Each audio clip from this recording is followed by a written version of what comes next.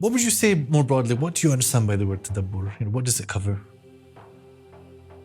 Gosh, what Tadabbur covers is, to me, My friend Yassine was just telling me this is a best-selling book in the Arab world.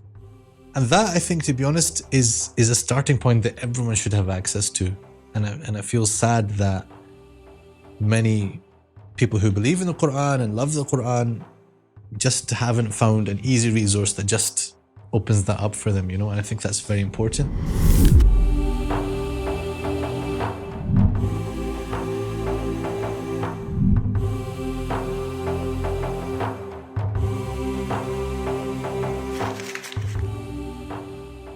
And welcome to Great Books About the Quran with Sheikh Sohaib and Nouman.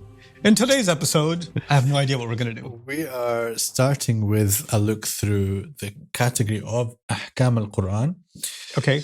So we saw al-Qurtubi's Tafsir, and when we were talking about al-Qurtubi's Tafsir, I mentioned how there is a genealogy of commentaries which are focused on ayat al-Ahkam. Sometimes scholars have The said ayat that have rulings in them. 500 verses, but the exact number, can't really be pinned down, but 500 out of 6,000 something tells you roughly the proportion of things that are directly relevant to fiqhi rulings.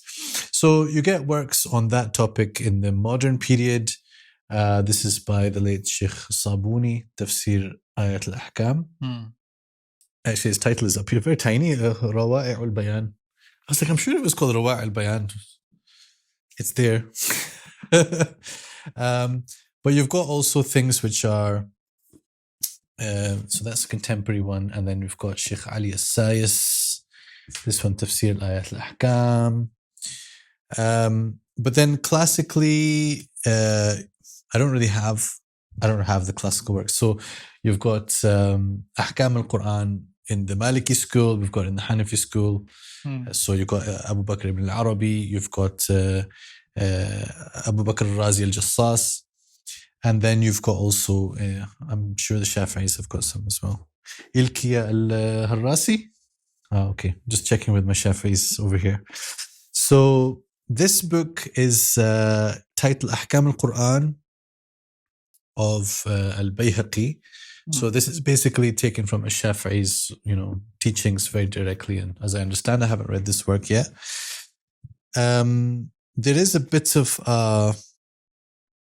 exploration here about the methods used in this genre. التفسير المصلحي لنصوص القرآن بين مدرستي الأحناف والمالكية. Interesting.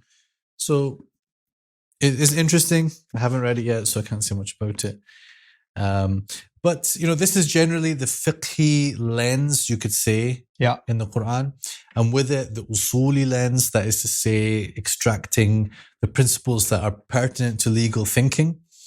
And this is an usuli type book as well, al-Isharat al-Ilahiyya ila al-Mabahith al-Usuliyya by al-Tufi. So it's a classical book which is reading the Quran in terms of what principles it gives for legal methodology. And usul al-fiqh is not just legal methodology, because usul al-fiqh then becomes also relevant to tafsir and so on, because interpreting texts is of course part of Quran and part of the study of the Quran. And so that's why when we talk about usul al-tafsir, actually there's a lot of overlap with usul al-fiqh, which I don't think I made that point when we were talking about Surah Tafsir. Right. But there is, in fact, one book on my shelf over there by Dr. Fahd al-Wahbi, the same author as this book here, Manhaj al-Istinbat min al-Qur'an al-Kareem. So the methodology of extracting rulings in particular from the Quran. He's got another book about the overlap between al-Masail al-Mushtaraka بين كتب علوم القرآن وأصول الفقه. Oh wow, okay. So there are things which are discussed in both, and then occasionally there are things in Usul al-Fiqh that are not in Ulum al-Quran, and occasionally the other way around as well. Things discussed in Ulum al-Quran that are not in Usul al-Fiqh. So istinbat is related to that. So how do we extract rulings? Of course, not we, like all of us, but those who are qualified to do so will do it. So But istinbat as a concept is a bit broader than just extracting fiqhi rulings. It could be extracting ethical principles or anything pertinent to something you're going to build some conclusion upon and some action upon. So this book is really cool. I want to give you a chance to explore this one. Al-Iklil fi Istinbat al-Tanzil. Not the best edition of it, but it's just the one that I have. By Imam al-Suyuti. I know it looks like it's by this guy, but it's the tiny name. So you'd think that this was... no, but that's not even the person who did the editing. That's that guy here. He did the editing, and he oversaw the editing, and he wrote the book. So there's a lot of istinbat that's required. The istinbat of how this happened is required. So this is not a great edition. But what's cool about it is Imam Suyuti goes through the whole Qur'an, and he finds, he mentions what different things have been extracted from each ayah of the Qur'an. Sometimes by the fuqaha, sometimes by the mutakallimun, or by the usuliyun, by the falasifa maybe by the scientists, or I don't know the extent of it. And he's not necessarily saying that all of these conclusions are good. He'll mention things that sometimes are very weak and implausible. Mm-hmm. But I really like this in terms of being part of a curriculum of study, because it's important to see what kind of things people have found in the Quran, so that you can also learn to sift between, as I say, al-ghath was-samin. Did you find anything interesting so far? Very strange stuff, but yeah. I opened it at kind of random. What's the strange? So you're reading about وَإِنِّي سَمَّيْتُهَا مَرْيَمْ. قالت امرأة عمران ليس ذكر أنثى يستدل به على أنه لا يجوز استئجار من ضحية لخدمة المسجد. Okay, yeah. So it's so the story of the fact that the mother of Maryam has having a problem that Maryam is a girl. Yeah, and it's not like a girl, and she was made for. From that, you can surmise that women are not suitable to be put as the servants in the temple. So yeah, in fact, I remember this. I've read somewhere else about his, about وَلَيْسَ الذَّكْرُ كَالْأُنْثَى. In fact, let me see here. No, and then he says وَإِنِّي سَمَّيْتُهَا مَرْيَمْ. إن كنتم تحبون الله فيه من شعب الإيمان اتباع ما جاء به النبي. So I guess not a legal verdict, but he's extrapolating from it a principle, a faith principle. Yeah. So when he says يُسْتَدَلُّ بِهِ, he's just telling you that someone somewhere has drawn this conclusion from it. I see. He's not endorsing every little thing. But as I recall, there are sometimes things which are not kind of just fiqhi things. Let's see. Okay. So yeah, this is an interesting one. So the ayah in Surah Al-Araf, وَقَالَ مَا نَهَاكُمَا رَبُّكُمَا عَنْ هَذِهِ الشَّجَرَةِ إِلَّا أَن تَكُونَا مَلَكَيْنِ. So Iblis is saying to our mother and father, Adam and Hawa, that your Lord only forbade you from this tree lest you become angels. So it says the Mu'tazila, who have the view that angels are better than men, used this as a proof of that. استدل به المعتزلة على أن الملائكة أفضل من البشر. وتأوله أهل السنة, as for those who responded to this, وأنا أقول لا أزال أتعجب ممن أخذ يستدل به من هذه الآية. It's amazing that someone would see this as a proof that angels are better. والكلام الذي فيها حكاه الله تعالى عن قول إبليس. Right, so how can you quote Iblis? Yeah. How can you quote Iblis as an authority in anything? في معرض المنادات عليه بالكذب والغرور والزور والتدليس. And all of this, he's not exactly been said. And Iblis told the truth on this occasion, صدق وهو كذوب. وإنما يستدل من كلامه تعالى أو كلام حكاه عن بعض أنبيائه وإن لم يكن ذلك فكلامه حكاه راضيا به مقرا له. So he gives a bit of commentary here, but he doesn't always do that. So this is it's a fascinating book. I'd really love to go through this in a systematic way. It's an interesting way of looking at the ayah and what can we extract from it. It's an interesting process. This is a book by a student of Muhammad Abu Musa that we saw, Mahmoud Tawfiq Saad. سبل استنباط المعاني من القرآن والسنة. Okay. So apparently this is important. I'm told that this madrasa of thinkers are really strong, but I haven't had a chance to study that yet. أسباب اختلاف المفسرين في تفسير آية الأحكام.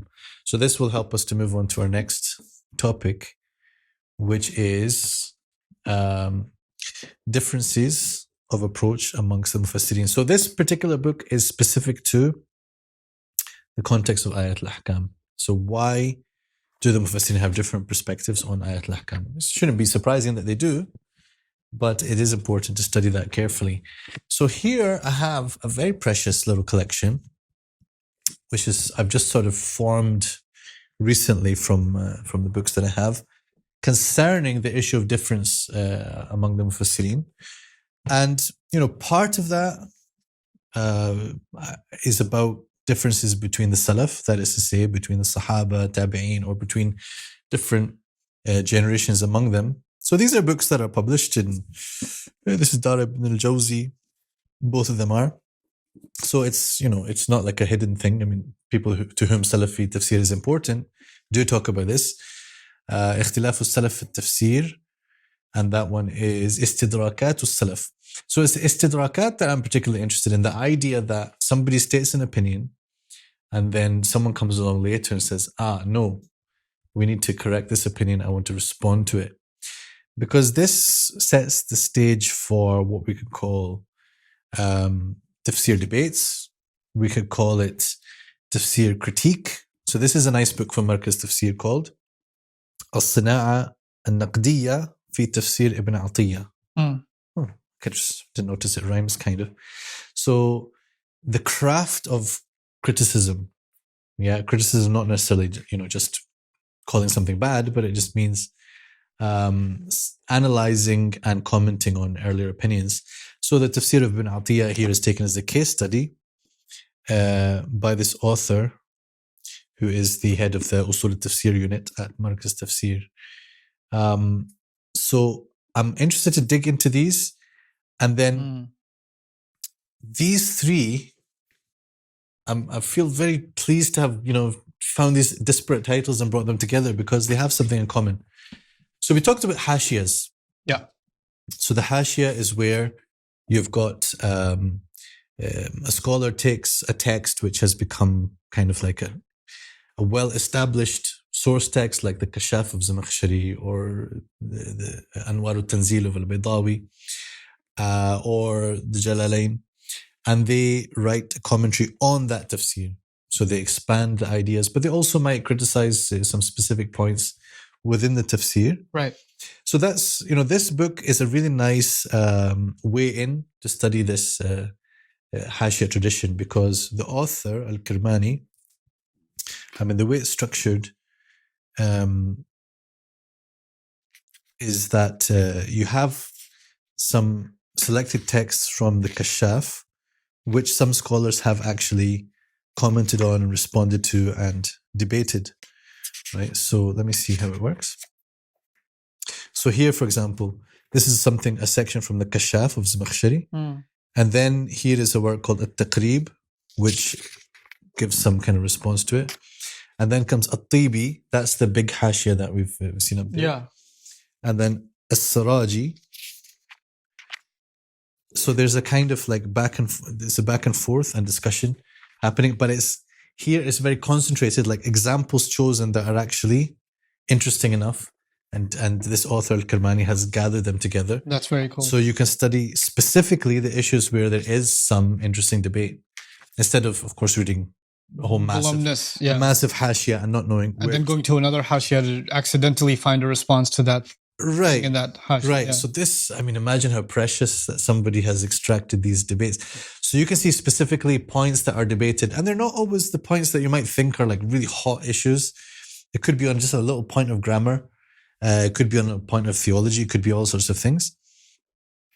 But this is, it's a beautiful thing to see how the Mufassirin also discuss with each other, debate with each other, because it's a very live subject. It's a very lively subject. People seem to think tafsir is like, oh, you just take a statement, oh no, someone said it already, they said the meaning. That's it, you just have to pass that on. But this shows you really the depth and how interesting it is. This is one which is من استدراكات ابن المظفر الرازي على تفسير الثعلبي. So I don't know really anything about Ibn al-Muzaffar who's mentioned here. But Tafsir al-Tha'labi is famous, part of the Nishapuri school that we briefly alluded to. Yeah. But the point is, istidrakat of one tafsir or another. بحوث في الأصول والأحكام واللغة والرأي والمأثور. So this looks really fascinating. It's an Azhari scholar, and the introduction is done by someone I could count as a teacher, who was the head of the Kulliyat al-Lugha al-Arabiyya, and he became the president of the university as well. So again, carefully selected issues. And إتحاف أهل المعرفة بالاستدراكات التفسيرية للإمام ابن عرفة على كشاف الزمخشري ومحرر ابن عطية وتفسير الفخر الرازي. So these three tafsirs, there are istidrakat by a Maghribi or Andalusi scholar, Ibn Arafah, who then, he's disagreeing with certain things of those three tafsirs. I see. Now, any tafsir, like if you could pick up Ibn Ashur, you could probably compose a books of istidrakat Ibn Ashur al-Mufassirin. Right. Inshallah, someone will do it. It will happen. But in the meantime, we have these as well, which again, the mentality that it builds, I think is very powerful, because then what we're saying is that our history is a history of very engaged intellectual disagreement and debate. And we're building ideas atop one another, and people are not just taking lock, stock, and barrel what's been said and then moving on. And this is happening from the earliest times in Islamic history. Yeah. So, the simplistic idea, this is what the Mufassirun said. Really, which Mufassirun? This is what the ulama said. Was there an istidrak on what this Mufassir said? So that's when we saw the beautiful thing in Tafsir al-Alusi, where he brings that all together. But again, that's the full tafsir. So it's nice to have a selection of circumstances. And we can call this comparative tafsir. That's the term that's used for Tafsir al-Muqaran. This by a female doctora, Rawda Abdul Karim Fir'aun. There are people called Fir'aun. Don't be too shocked. And the supervisor of that was Fadl Hassan Abbas, the Jordanian scholar that we mentioned before. So I'd love the opportunity to have a class where we study this stuff, but you need people who are ready for that journey. Perhaps when we get to certain surahs where we need to discuss legal issues or some critical historical issues, we might have to consult these sources and for sure, trace those debates. Inshallah. Right. So I'm plucking up quite a wide range of books just now for the last topic that we'll be covering, which is, broadly speaking, Tadabbur, or reflection upon the Qur'an. Oh my God, you have Bawadi. Okay. Which one? I'll show you. Oh yeah, this is the Urdu one? Yep. Yeah, go ahead. I've done read it. This was very formative for me. These are some various books that are either in the sort of theory of Tadabbur or in the practice of Tadabbur. Before I even get to that, I wanted to mention this under Usul al-Tafsir, so I've just put it here so I can have an excuse to talk about it. It's a book called Takween Malakat al-Tafsir. خطوات عملية لتكوين ذهنية المفسر. Okay, my upside down reading is not fully up to speed yet. So the author, Dr. Hatim al-Aouni, is based in Mecca. This is a signed copy. What? Because I got it signed when he came to London. So this is very unusual, to be honest, this book, because first of all, it just kind of recognizes that there could be a thing called being a mufassir, and that you might actually want to develop that skill, and that there is not a closed gate, forever and ever. Only dead people can be read. And only dead people can be a mufassir, kana mufassiran. So I really like that concept, and the book itself has got very nice kind of thought process for, you know, how you can develop the skills of mufassir. It doesn't mean at the end of finish this book you're a mufassir.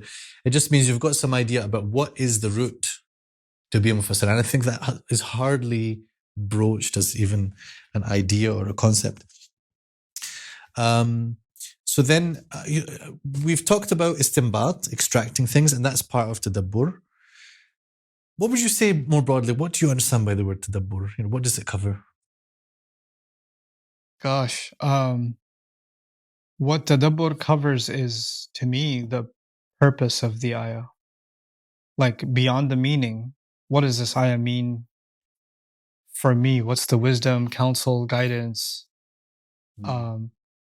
Who is its target audience, if not just myself? And what is it telling them? So, where tafsir is concerned with the what it means. I think the line between tafsir and tadabbur is, okay, now I know what this means, but why did he say it? What am I getting from this? What am I to take from this? What is he telling me from this?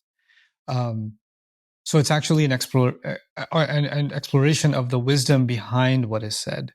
So I think that in that sense, it is built on top of understanding the meaning, right? And in fact, in that sense, tafsir is actually the means to the larger end. To me, tadabbur is the end. Okay. And tafsir is like, okay, now I understand the base meaning of what Allah is saying. I understand the different ways to grasp it, what these words could mean, what the history of this ayah is telling us, or, you know, all the different principles we apply in extracting the meaning. But then tadabbur on top of that is actually a deeply spiritual exercise.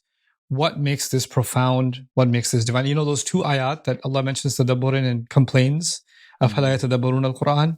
It's interesting that one of them points at the heart and the other one points at the mind. Like, أَمْ عَلَى قُلُوبٍ أَقْفَالُهَا and وَلَوْ كَانَ مِنْ عِنْدِ غَيْرِ اللَّهِ لَوَجَدُوا فِيهِ اخْتِلَافًا كَثِيرًا. So there's also, like, tadabbur will lead me to recognize the awesome divinity of the wisdom, right? And it will, on the other hand, also unlock things in me. You know, that so that's how I see tadabbur, as actually a highly spiritual exercise. Yeah, I think that's very useful.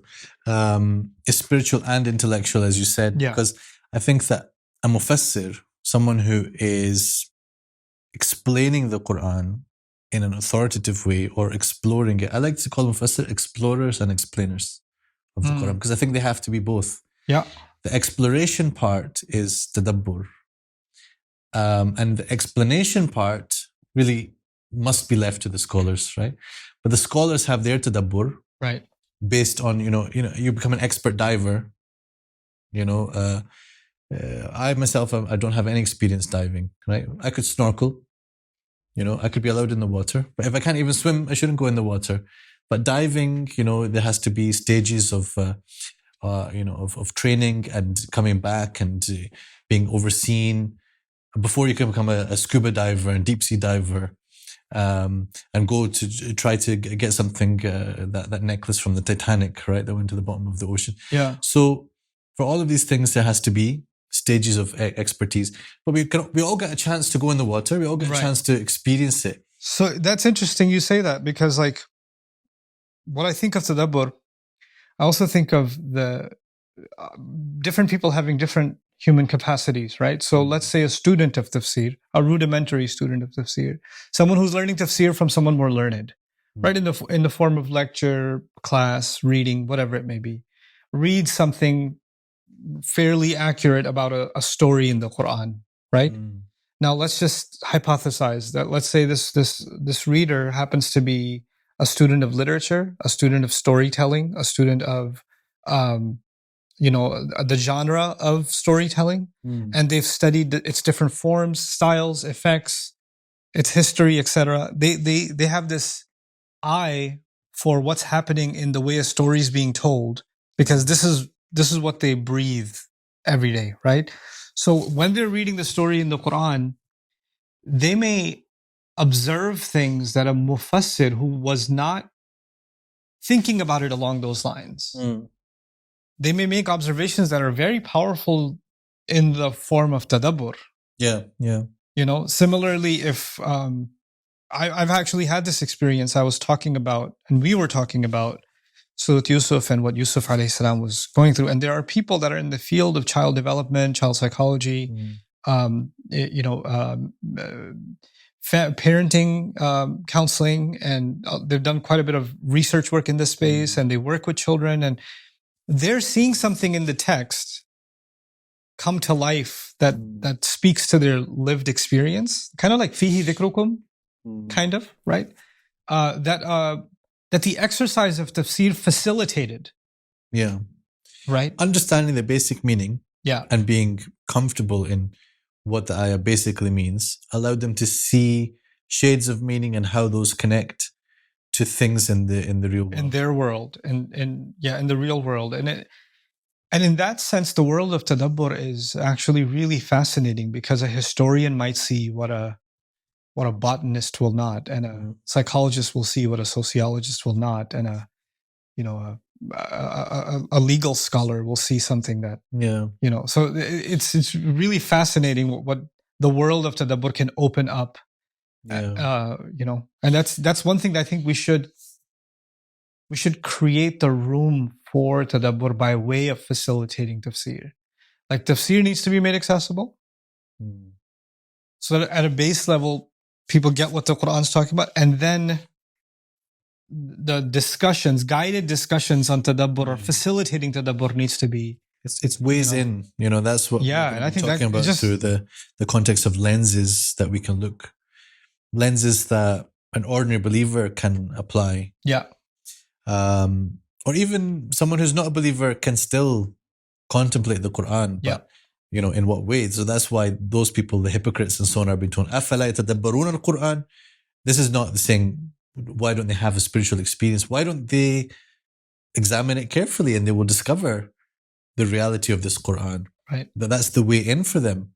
And then those who are already believers, what is their tadabbur, When I first read that ayah in Surah Muhammad, I thought, so much of the Qur'an's already been revealed.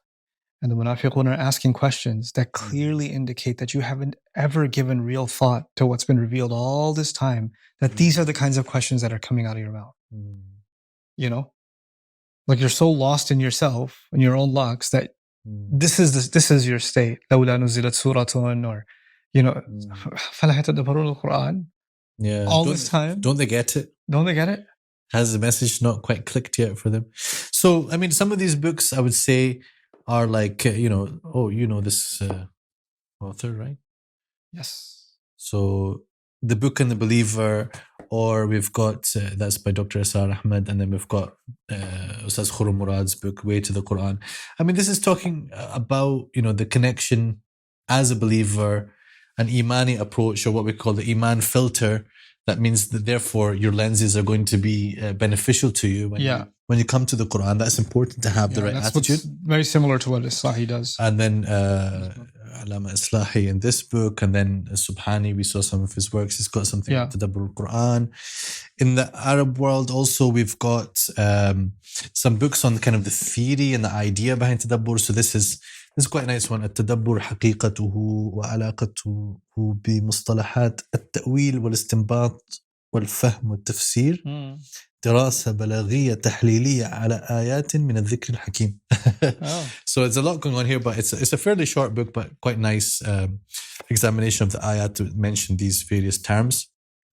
And this organization, which is called Tadabbur, have got numerous publications, but sometimes it's like they gathered things from online forums and put them together as, majalis and tadabbur.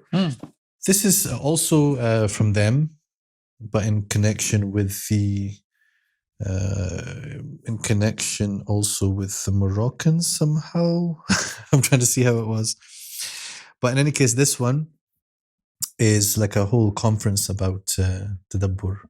بحوث المؤتمر العالمي الثاني لتدبر القرآن الكريم. I don't know how many they've had now, but they've go to one of these. Yeah, totally go hang out at one of these conferences. So I don't know how spiritual it was. It will be academic papers, but If they're talking about Tadabbur, it's got to be somewhat spiritual. There's our friend, Ustadh Dr. Abdurrahman al-Shihri has got a paper in this one. Hmm. So, this is academic work around Tadabbur, which again should inform, how we understand things. And this is the sort of higher studies curriculum in Saudi Arabia, مقرر للدراسات العليا. This is a book by an Egyptian scholar who recently followed me on Twitter. I know that's not interesting. It was interesting to me because it was very interesting. I just saw like so-and-so has followed you. I was like, I know that name. Hold on. Yes. He's the same one who's written this book, this 2-volume book about Tadabbur. فتح من الرحيم الرحمن في بيان كيفية تدبر الكلام المنان. Quite a lot of effort in the rhyming title there, but yes, it's a good one. Majalis al-Qur'an of Farid al-Ansari. Won't say much about it, but a very fascinating scholar. And this one is probably worth a look. Have you seen this? Al-Qur'an Tadabbur Muhammad? I have actually seen that. This is a sort of large version of it. Yeah, I've seen a large version. So in this book, it's kind of giving little snippets that are to help you find some nice quotes from ulama. There's Tadabburat, really. Yeah, which helps you to think about things, and then it asks you questions and Very nice. So it's good to have tools that prompt you to actually think about something and investigate something. Yeah.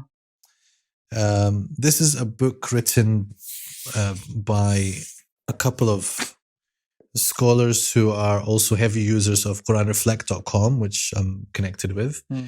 So this is their meditations on Surah Yusuf. We're still in the process of writing up our content to go on as well. Yeah. But you can see also then they turned that into a book, and it's been printed as a book because people like sometimes to have it in printed form.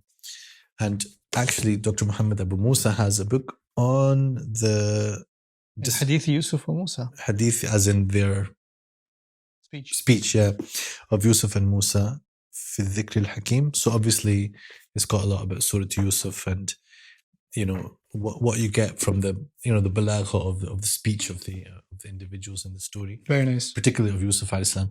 So there's no end to this whole library that we've been going through is tadabbur on the Quran, isn't it? In a sense, yes. It's investigating, it is pondering, it is trying to go deeper.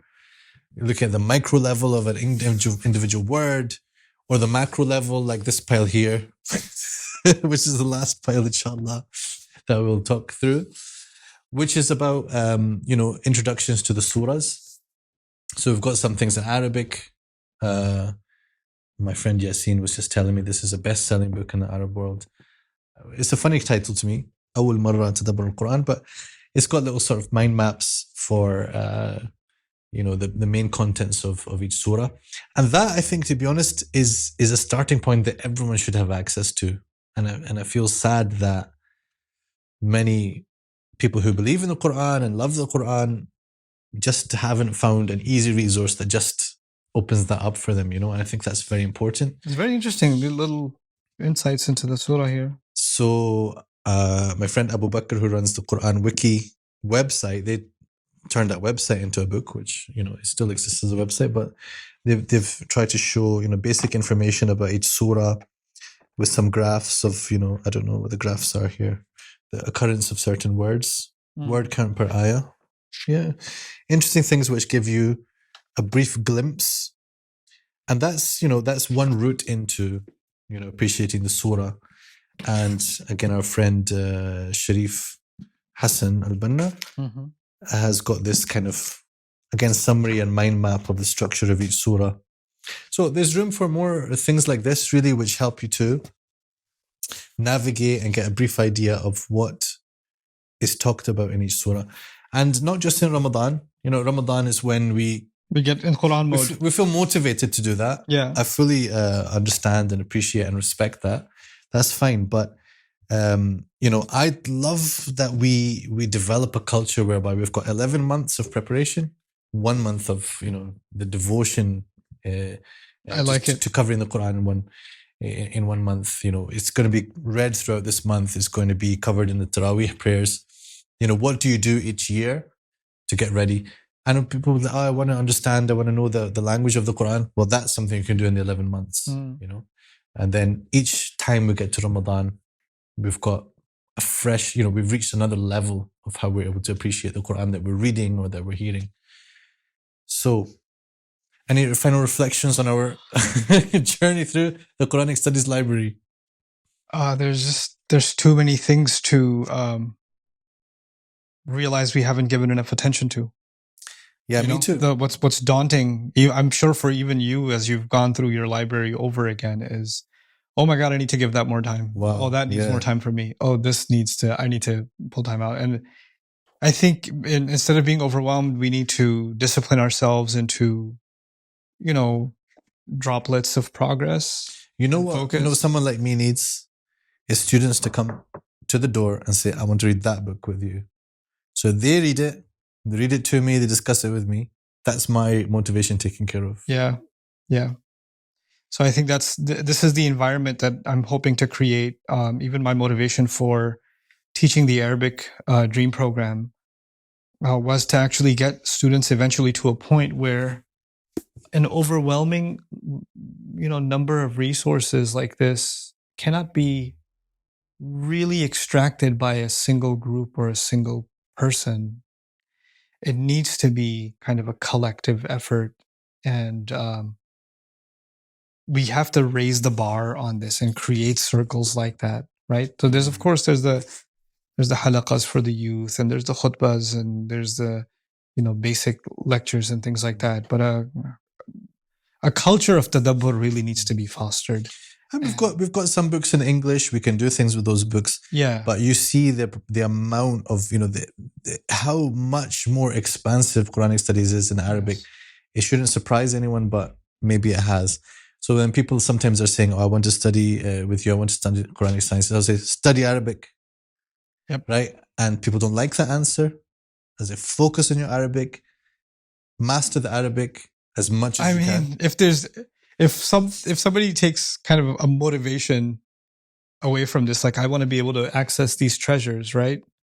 Then just take a year and just drop everything and just focus. Like, I'm not saying drop your job and family, keep that stuff, but take your spare time and just say, you know what, I'm going to get somewhere with my Arabic. And you can. You absolutely can. And you can't, the mentality that someone has to tell me where to go, someone has to tell me what to do.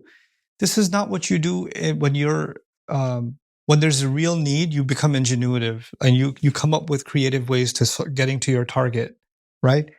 And people do that for work, people do that for school, people do that with everything else. But when it comes to RD, no, just tell me what should I do next. I don't know what to do. And then they don't want to do that. And then I don't want to do that. So there's this like almost spoiled child syndrome that has now been.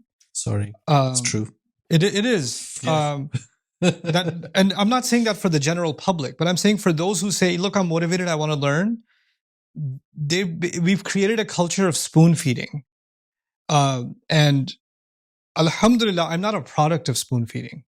I'm a product of, I really want to learn this. I got nobody to learn. So I could just say, I don't have anyone to learn from.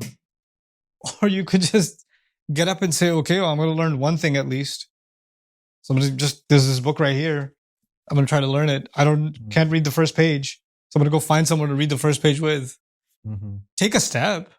And like if we do that, then you'd be surprised how Allah keeps opening doors, right? Like where you end up, you wouldn't even imagine that that's where you would have been. And so I think that motivation to come closer to Allah by way of connecting to His word deeper and deeper, and to be able to benefit from all these remarkable souls that have done just amazing service to Allah's book. It would be a disservice to them that we're not taking advantage of the treasure they left behind, And in just about all of these fields, as cocky or arrogant and out of place as it sounds, I look at it and I think, wow, that's amazing. I can see what the next step of this might be. Yeah. Right? Not because I'm able to do that next step, but just that I can see that there's growth potential. Yes. All of these studies. And so we want to see that happen. In order for that to happen, we need people to, absorb what has been done. Otherwise, we'll just stay at the same level. SubhanAllah. SubhanAllah. Those of you who read Arabic, another easy to read, fascinating book. It is a bestseller. I think I could see why. Went through a couple of pages. This is pretty nice, mashallah. It's been a fascinating journey. And inshallah, I think this will be a benefit to us first and foremost. And inshallah, whoever's viewing. We will, Sheikh Sohaib is not going to give you the bibliography of each book. And can you make a list of these books, PDF. Please? Or the PDF. If he was into PDFs, he wouldn't be spending like his life savings on.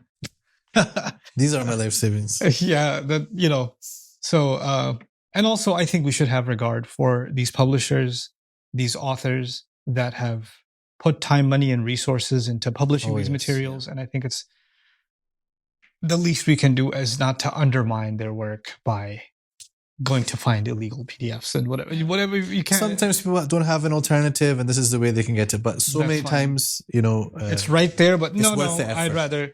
And I'm just telling you, just from experience, you're not going to sit through a PDF. It's just not going to happen. You might open it once in a while. You're like, is there an app that has this? Is there? Honestly, if I were to think about, if we were to go through the PDFs on my phone, I don't even remember what's there. But I see how the library I have, it's staring at you. An intimate relationship with everything in this library. Yeah.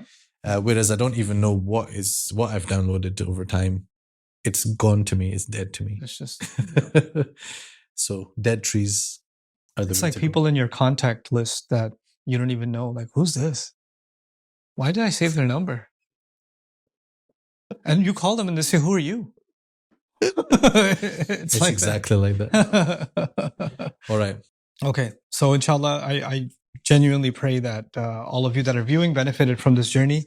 I certainly did, as exhaustive as it was. Make dua that we are able to do some service to the Qur'an before, Allah takes the soul and is able to become some form of sadaqah jariyah for all of us. And just please make dua for this project that we have, and especially for our dear Sheikh Sohaib, that Allah preserve him and allow him to create a legacy that is truly worth showing to Allah Azza wa Jalla on Judgment Day. Ya Allah, I didn't do much, but look at this legacy.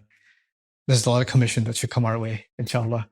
So I pray all of us are forgiven and are able to be rewarded for, are able to be rewarded for the efforts that we're trying to make. Allah accept your efforts and make your journey into the Qur'an easy too. Jazakumullahu khairan. Assalamu alaikum wa rahmatullahi. Assalamu alaikum everyone. Did you know we have a special playlist going through what we call the 5 lenses for reflecting on the Qur'an? Check it out and also head over to QuranReflect.com. It's a great project in which people are sharing their thoughts, reflections and reactions to the Qur'an from around the world and in lots of different languages. Join the global reflection community at QuranReflect.com.